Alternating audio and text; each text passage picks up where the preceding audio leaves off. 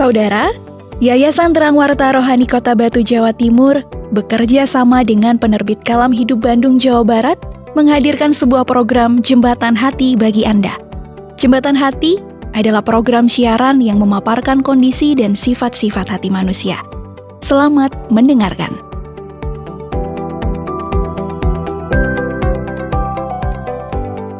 Halo Pak Gede, selamat malam.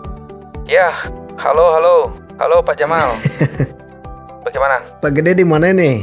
Ayo ke pos ronda. Saya masih di rumah nih. Oh iya Pak, saya segera berangkat ya Pak ya. Oke, siap saya kesana tunggu. Wah, saya jadi kepikiran nih cerita yang kemarin tentang waspada, hati-hati, peringatan, jangan ada dusta di antara kita. Halo Pak Jamal. Oi, halo juga. Akhirnya sampai juga Pak ya. Ya, sampai tapi sempat terhambat tadi di jalan sebentar karena ada kecelakaan di pinggir jalan tadi saya lihat. Kecelakaan karena apa Pak? Ya biasalah, ada orang yang tidak taat rambu-rambu lalu lintas. Gimana sih kejadiannya tadi Pak? Ya biasalah, tabrakan karena mereka melanggar lampu-lampu yang ada atau peringatan-peringatan waspada terhadap kecelakaan. Mereka langgar sehingga terjadilah sudah kecelakaan. Padahal sudah jelas ya. Ya di situ ada tulisan memang rawan kecelakaan. Jadi memang terjadi. Wah, kok bisa sama Pak Gede?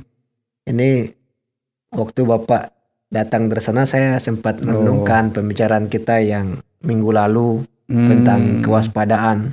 Jadi Pak memikirkan itu pas kejadian ini juga. Iya. Kok bisa sama gitu ya? Ya, kok bisa sama Pak merenungkan hal itu. Iya, ini saya merenungkan yang kita bahas waktu lalu tentang kewaspadaan. Oh, jadi pembahasan kita tentang waspada tentang sifat ular itu kan? Iya benar Pak itu. Tentang penuh kelicikan. yang tipu daya, licik ya. Itu yang Pak maksudkan kan? Iya benar Pak, benar itu yang saya maksudkan. Iya, saya juga tertarik dengan hal itu. Kenapa kok lagi-lagi Bapak mengingat hal seperti itu lagi? Memang ada pengalaman apa nih? Ini saya merenungkan, biasanya sih yang saya tahu ya orang licik atau yang suka menipu itu kan berkaitan dengan kemunafikan ya Pak ya. Oh, maksud Pak bagaimana ini? Gini Pak, biasanya kan orang yang licik itu ya manis, caranya halus gitu.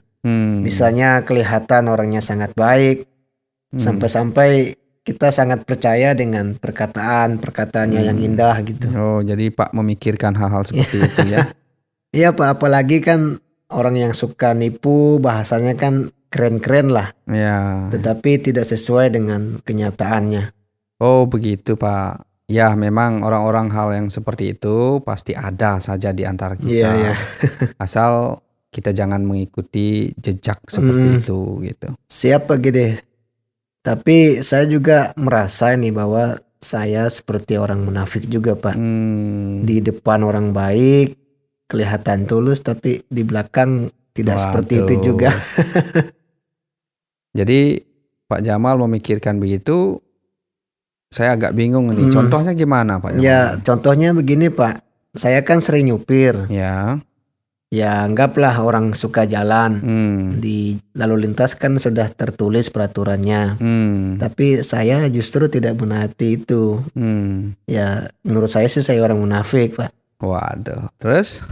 Ya peraturan lalu lintas kan hanya menunjukkan peraturan dan peringatan. Ya. Tetapi dilanggar gitu. Kalau di depan polisi taat. Ya. Tapi di belakang polisi nggak taat Pak. Wah. Nah itu Pak Jamal, saya merasa bahwa Pak Jamal sadar dan sudah teliti akan hal itu. Rasanya Pak Jamal menyadari diri. Itulah yang saya renungkan Pak.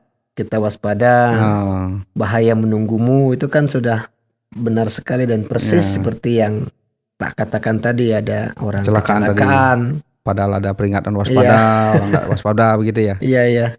Memang benar sekali Pak. Ya begitulah keadaan kita sebenarnya kalau kita lihat dari kacamata Tuhan ya. Di hadapan manusia kita sering kelihatan rohani. Tapi kalau sendiri ya kita tahu sendirilah.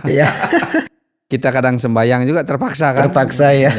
Mungkin kita merasa bahwa Kita sembahyang untuk kelihatan dari orang. Supaya gitu kelihatan saja.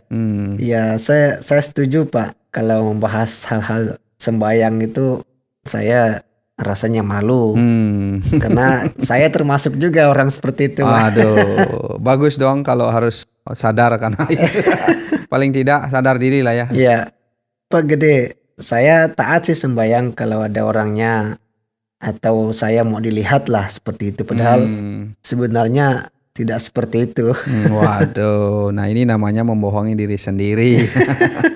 Boleh dikatakan kita munafik gitu ya kalau kita bersifat seperti itu ya. Benar Pak, itu yang saya pikirkan. Jadi begini Pak Jamal, ya kita kembali cerita ular itu kan. Oh iya tentang ular. Kalau kita memperhatikan ular, dia halus, kulitnya bagus, mulus, kan, itu warnanya indah, bentuknya juga pokoknya indah gitu. Banyak indah. Orang yang tertegun dengan hal itu. Terus Pak.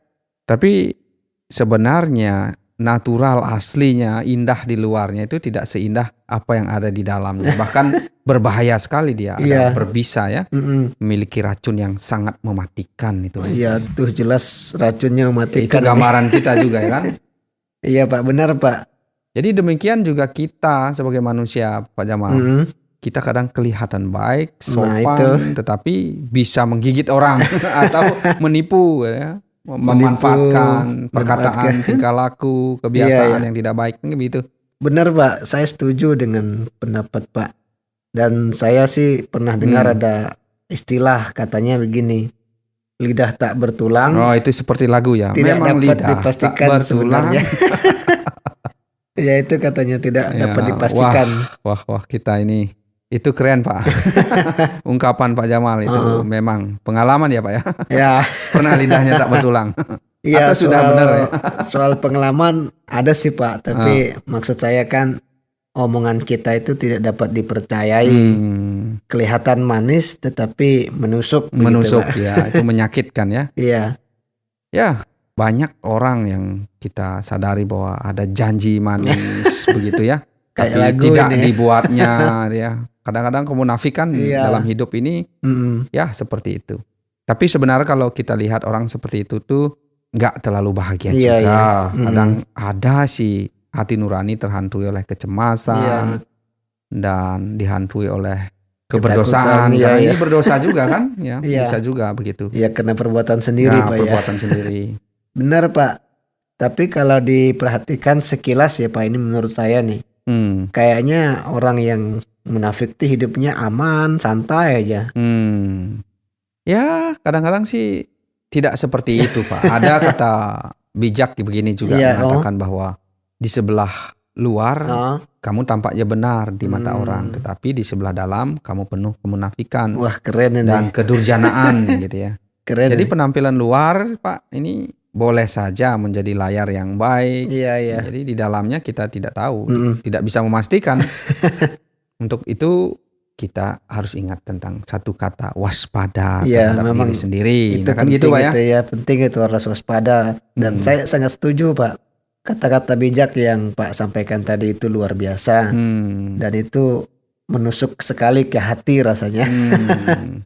Ya kalau kita tersinggung misalnya dengan hal itu atau Pak tertusuk dengan perkataan-perkataan itu bertanda bahwa kita sedang sadar atau Pak sendiri sadar Pak Jamal bahwa Pak juga perlu berubah atau saya juga perlu berubah. Sebelum terlambat bagaimana kita berubah ya. Ya sebelum terlambat Pak ya harus berubah nih. Setuju kan begitu? Setuju Pak. Siap Pak. Tapi begini Pak, saya mau tanya satu hal nih. Kenapa ya kalau orang terdekat kita yang munafik lebih menyakitkan daripada orang jadi agak jauh dari kita lah. Ya kembali lagi sih kita ingat bahwa sifat natural manusia itu cenderung memang dosa supaya kita tidak terlalu memikirkan hal itu ya. Jadi setiap orang sudah punya berdosa.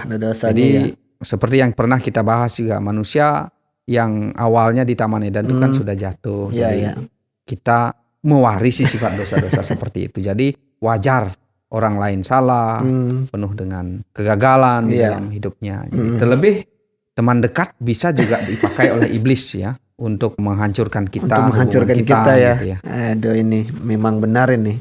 Si jahat itu dikatakan bapak segala dusta ya. Ya. Dia menerkam siapapun tanpa pandang bulu katanya. Ya benar, itu kitab suci yang mengatakan bahwa si jahat itu memang begitu. Dia mencoba untuk menghancurkan. Itu menurut saya. Kadang-kadang kita di depan orang kita bisa sopan, tetapi di rumah sendiri malah kacau gitu, bisa menyakitkan keluarga, anak dan istri, itu bisa jadi. Sampai membakar seisi rumah ya Pak ya? Ya, itu yang disebut membakar seisi rumah itu ya. Jadi maksud saya begini Pak, membakar seisi rumah itu dengan perkataan kita yang menyakitkan sehingga seisi rumah kita mengalami luka batin, kecewa. Itu kadang bisa terjadi dalam hidup kita. Itu sudah terjadi kayak pengalaman yang berlalu ini. Ya, itu yang disebut munafik Pak. Oh ya, jadi seisi rumah ikut terbakar ya. Ya. Wah, kalau begini kasihan dong Pak generasi kita ini. Nah justru itu. Yang kemungkinan akan mengikuti jejak yang sudah kita lakukan sekarang ini. Ya justru itu Pak. Kita sekarang belajar bagaimana waspada. Ya, berkata di luar, di dalam harus sama.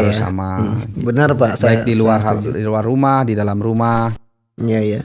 Saya pernah dengar dari kitab suci yang mungkin berkaitan dengan kata munafik itu Pak. Bagaimana yang Pak baca di kitab suci itu? Begini Pak, ini kan orang cenderung melihat kecilnya semut di seberang lautan, tetapi gajah di depan mata tidak terlihat. Begitu Pak Gede. Oh ya. Terus gimana pendapat Pak Jamal tentang hal itu? Begini sih, saya rasa orang yang suka melihat kesalahan orang lain sebenarnya dia membohongi dirinya sendiri Pak. Pura-pura peduli dengan orang lain, tetapi pedulinya hanya menutupi kemunafikan dirinya sendiri Pak. Oh begitu. Itu sih pendapat saya. Ya benar juga sih, kadang kita sebagai manusia juga seperti itu Pak. Kita suka kelihatan rohani, tetapi sebenarnya kita juga membungkus diri dengan hal-hal rohani itu supaya dilihat orang baik begitu. Ya itu munafik juga sih kalau kita lihat. Iya. Benar Pak, ini kan kemunafikan justru menjatuhkan kita sendiri dengan gaya hidup kita yang kelihatan padahal sebenarnya hanya tampilan luar saja supaya dipuji, diakui hebat oleh orang lain, padahal semuanya pura-pura saja. Ya benar-benar perkataan tadi itu. Memang sih seharusnya waspada itu kata kunci kita. Dan harus bijaksana bijaksana. Jangan sampai kita salah langkah dan terjebak oleh diri sendiri karena kita tidak waspada. Nah ini penting untuk kita menjadi bijak ke depannya. Ya saya setuju Pak, supaya tidak terjebak dengan perkataan kita sendiri ya. Ya Pak Jamal, ini ngomong-ngomong waktu berlalu terus kita ngobrol asik sekali ini pembicaraan kita sampai sekarang. Ini udah tengah malam nih rondanya, kita harus lanjutin ya. Saya senang juga, nanti ada lain waktu kita bisa ngobrol lagi Pak. Jadi kita bagi tugas sekarang, Pak lanjut ke sebelah kanan, saya mau lanjutkan di sebelah kiri ini. Siap. Nanti kita lanjut lagi ngobrol. Hati-hati, selamat bertugas Pak. Yuk, mari selamat bertugas juga. Yuk.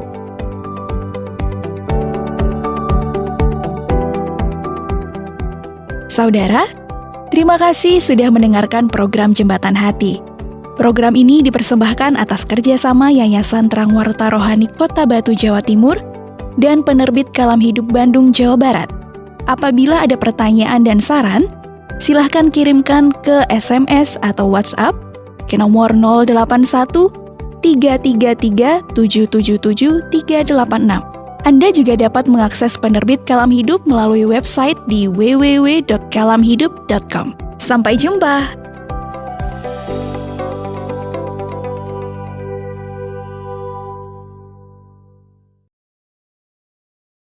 Terima kasih Anda sudah mengikuti program kami. Jika Anda diberkati, jangan lupa like, komen, dan share supaya Anda tidak ketinggalan setiap program terbaru kami. Jangan lupa juga untuk subscribe channelnya dan nyalakan loncengnya. Jika Anda ingin mendukung pelayanan kami, bisa melalui rekening kami berikut ini atau menghubungi kami di sini.